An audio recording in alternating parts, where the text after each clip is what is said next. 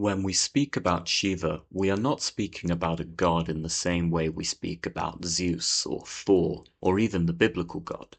Shiva is far more paradoxical. He is at once terrifying and compassionate, ascetic and erotic, utterly transcendent yet intimately present. He sits in still meditation on Mount Kailash, yet also dances with such energy that the universe itself trembles. He destroys the world, yet also saves it by swallowing poison. He is the perfect yogi, renouncing desire, yet also the passionate lover of Parvati and father of Ganesh. Evidently, Shiva is not one-sided. He embodies contradiction, and this, as we'll see, is the secret of his power. Welcome back to Mind Has Mountains, a channel exploring the religious, the spiritual, and the esoteric. If you haven't already, don't forget to subscribe to receive upcoming videos. I hope you enjoyed the presentation. Let us start with Shiva's earliest roots. Before the Vedas, India was home to the Indus Valley civilization. Among its artifacts, one in particular stands out, the so-called Pashupati seal. It shows a horned figure sitting cross-legged, surrounded by wild animals. His posture resembles later yogic meditation. His horns suggest a being both human and more than human, straddling natural and supernatural realms. Scholars debate whether this is Shiva, but the resonance is undeniable. The name Pashupati means Lord of Beasts, a title Shiva still carries. Some have argued that this points to shamanic origins. Across cultures, shamans wear animal skins, wield drums, withdraw into wilderness, and mediate between worlds. Notice how these features echo in Shiva. He wears a tiger skin, symbol of mastery over the wild. He beats a small drum associated with trance and heartbeat used by shamans the world over. He dwells in cremation grounds and mountains, liminal spaces on the edge of life and death. He is both master of animals and yet half wild himself. In other words, Shiva carries within him the memory of a prehistoric god of ecstasy, trance, and transformation. This is why I believe images of Shiva are so striking. I suspect what's happening is that such images activate, as it were, deep memories in our collective unconscious. Now, let's move to the Vedas, India's oldest sacred texts, believed to have been written and composed sometime around 1500 BCE, although they were previously transmitted orally and so are likely to be much older still. The earliest text, the Rig Veda, is a collection of hymns addressed to various gods or deities, for example, Indra, the thunder god, or Soma, the sacred plant. In these texts, we also meet the deity Rudra. Rudra is fierce, stormy, a howling god who lives on the margins of society. People fear him, for he brings disease and death, yet they also pray to him for healing and protection. Rudra is evidently ambivalent, both destroyer and healer. Over time, Rudra evolves. His violent qualities are softened, reframed as necessary for renewal. Eventually, Rudra became known by another name, Shiva, meaning the auspicious one. This transformation, from terrifying outsider to beneficent lord, already tells us something essential. Shiva embraces the whole, terror and blessing, destruction and grace. He cannot be reduced to but one side. We've seen that the name Shiva means auspicious or gracious, but Shiva is also called other names, among them Mahadev, meaning the great god, or Nataraja, the lord of the dance, or Adonarishvara, meaning half male and half female.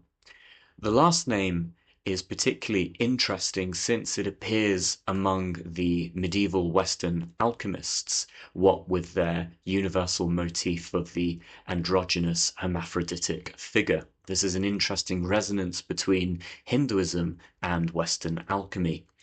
Drop your comments below if you'd like me to explore that resonance in a future video. So Shiva has many names. In Hinduism, such multiplicity is normal. Unlike in Greek or Norse mythology, where gods are rivals, Hindu deities are often seen as facets of one ultimate reality called Brahman. Each name, each form, each deity reveals a facet of that truth. Brahma embodies creation, Vishnu preserves cosmic order, Shiva dissolves and transforms. But Shiva is different from the others. While Vishnu represents law and order, Shiva represents liminality and disruption. He lives in the wilderness, not the palace. He meditates in the Himalayas, not on a throne. He is simultaneously inside and outside the system. This makes sense if we remember his pre-Vedic shamanic roots, the god on the margins who later, gradually, became central, becoming today one of the most popular deities in the Hindu pantheon. Now, to understand Shiva, we must look at his imagery. Each symbol in the iconography encodes a philosophy. For example, located in the middle of his forehead is the mystical third eye. It symbolizes higher yogic perception. With it, Shiva once burned Kama, the god of desire, to ashes, a story we will soon return to. This shows that ordinary sight grasps mere appearances, but the third eye pierces illusion. A crescent moon sits in his hair. This represents time, the cycles of waxing and waning. Shiva evidently wears time lightly, showing his mastery over it. The holy river Ganges cascades from his matted locks. According to Hindu myth, as contained in texts known as the Puranas, the Ganges once threatened to flood the earth entire. Shiva caught her in his hair, releasing her gently. Here Shiva mediates between cosmic forces and the human world. Around his neck is coiled the cobra, a universal symbol of death and fear. But, worn as an ornament, it shows that death itself is mastered and made harmless. Over his body is smeared cremation, ash. Ash, of course, is what remains when all else is gone, a veritable symbol and reminder of the impermanence of all outer things. Shiva is also hailed as Nataraja, the lord of the dance. He dances in a circle of fire. With one hand he holds the drum of creation, another the fire of destruction. With one hand he blesses, and another he points the raised foot of liberation. Beneath him the dwarf of ignorance is crushed. This single image contains an entire cosmology: creation, preservation, destruction, concealment, and grace, all as one dance. Each symbol carries paradox, life and death, terror and blessing, time and timelessness. Shiva is perhaps best understood through mythology. Two myths in particular reveal his paradoxical nature. In one story, the gods needed Shiva to awaken from his deep meditation, to father a son who would defeat a powerful demon. They sent Kama, the god of love, to shoot his arrow of desire so as to distract Shiva. Yet Shiva opened his third eye and burned Kama to ashes on the spot. This shows his transcendence of desire. Yet, paradoxically, Shiva later goes on to marry Parvati and becomes a father, embracing family life. Evidently, he is at one and the same time the ascetic renunciate, but also the everyday householder. In another story, the gods and demons churn the ocean to obtain the nectar of immortality.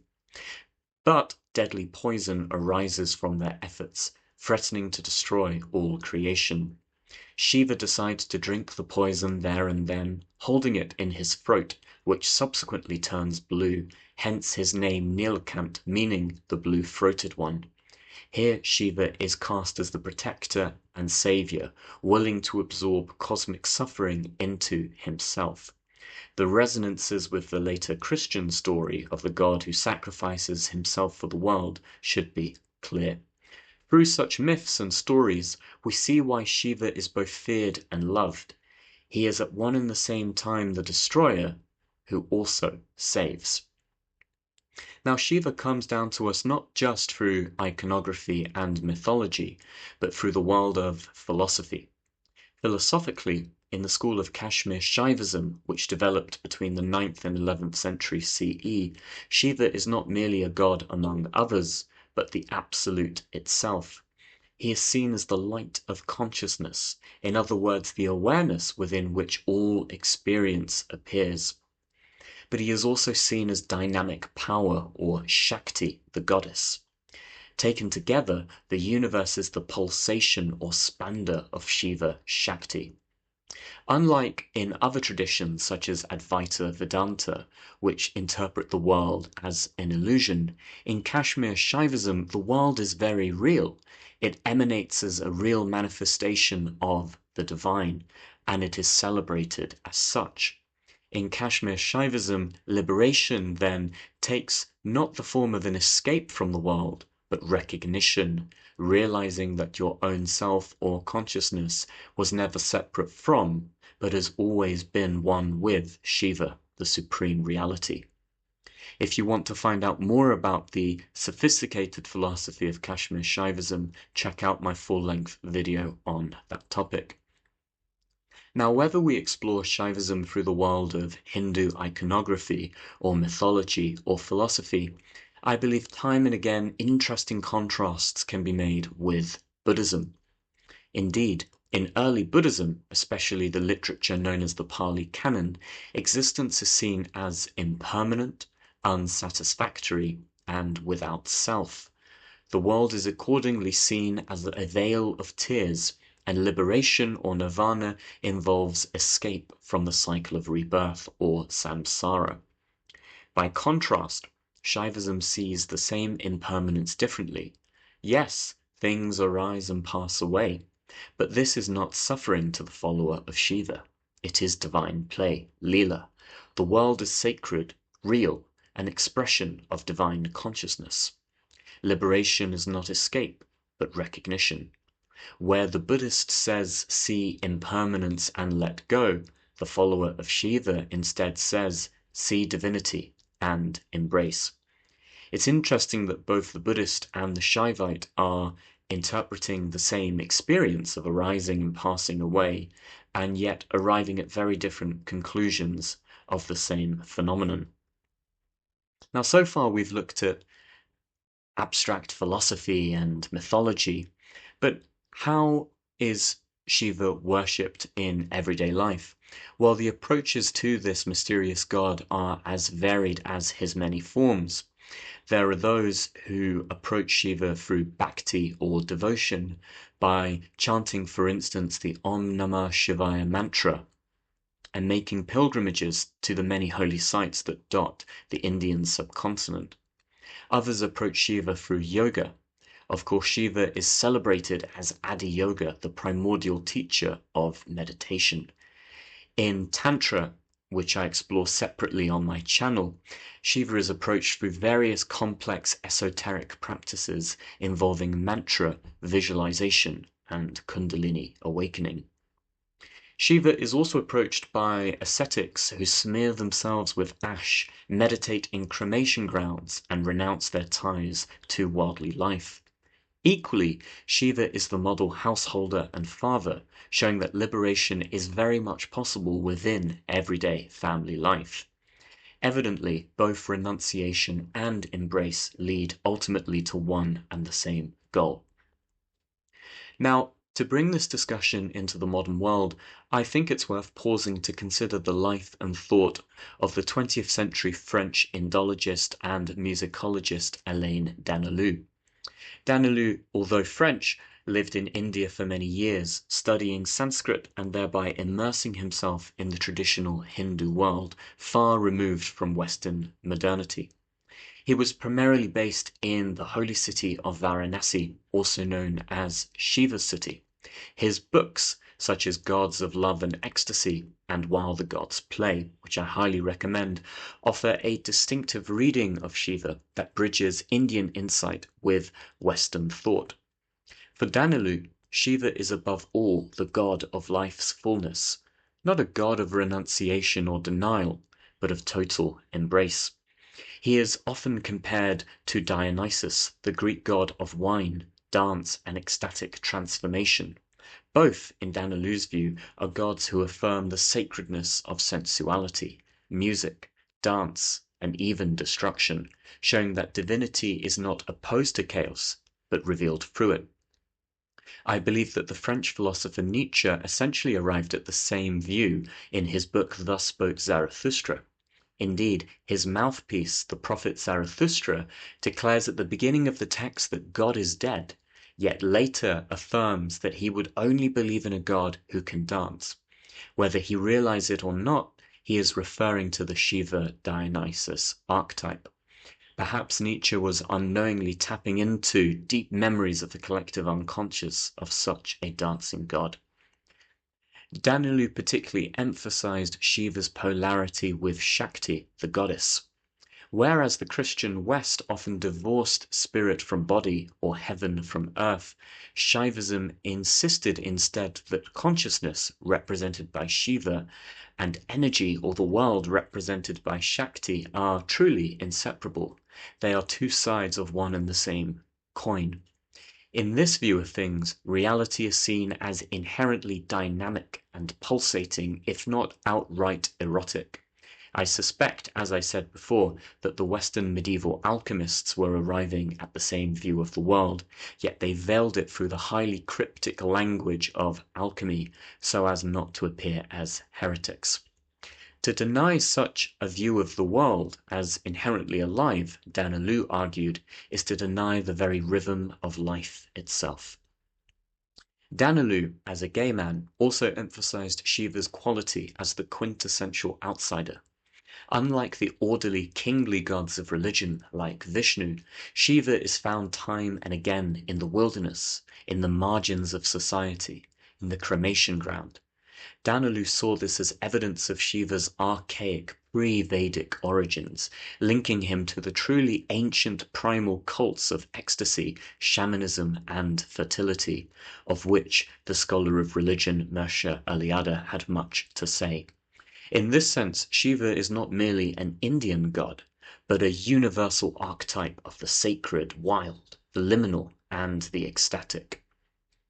Perhaps Danalu's most important insight is that Shiva symbolizes a worldview that is fundamentally life-affirming, even in its recognition of destruction. Whereas many, if not arguably most, of the world's religious and spiritual traditions essentially teach that liberation or enlightenment involves escaping or overcoming the world, Shaivism instead radically teaches that it is precisely in and through the world that we attain salvation. For Danalu, the dance of Shiva is the eternal rhythm of being, creation, dissolution, transformation, all equally sacred, occurring again and again in what Nietzsche praised as the eternal recurrence of the same. Whereas much of Western religion leaned towards moral dualism, distinguishing between good and evil, sacred and profane, this world and heaven, assuming all along that these are rigid binary categories, Danalu instead read Shaivism as a call to transcend these opposites and recognize the sacred in every aspect of life, from eroticism to death. Thus, for our French author and writer, Shiva was not only India's great god, but a doorway for the modern West to rediscover dimensions of the sacred it had suppressed. To read this author, then, is to be invited to return to one's pagan, hermetic heritage, using those terms very broadly. So, to conclude, who then is Shiva, this mysterious dancing god? He is, we have seen, Rudra transformed, the god of paradox, at one and the same time yogi and lover, destroyer and savior, terrifying and merciful. His third eye burns desire, his throat holds poison, his dance is the rhythm of existence. Philosophically, he is consciousness or awareness itself, playing as this dynamic, pulsating universe, ever alive with life. Spiritually, he is the God who shows that nothing lies outside the sacred. Everything is an aspect of divinity and can be used as a means to approach this underlying reality. In short, to know and approach Shiva is to embrace paradox and see life itself as divine play. Thank you for listening, and I look forward to seeing you next time.